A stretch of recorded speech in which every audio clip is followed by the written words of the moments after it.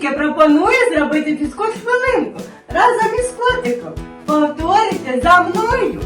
Котик рано піднімався, добре лапкою мивався, нахилився вправо, вліво, посміхнувся неквапливо, швидше котику присідай, мишку лапками хапай.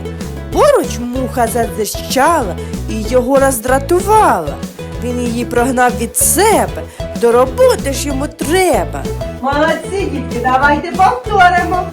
Котик рано піднімався, добре лапкою мивався, нахилився вправо, вліво, посміхнувся неквапливо, швидше котику присідай, мишку лапками хапай.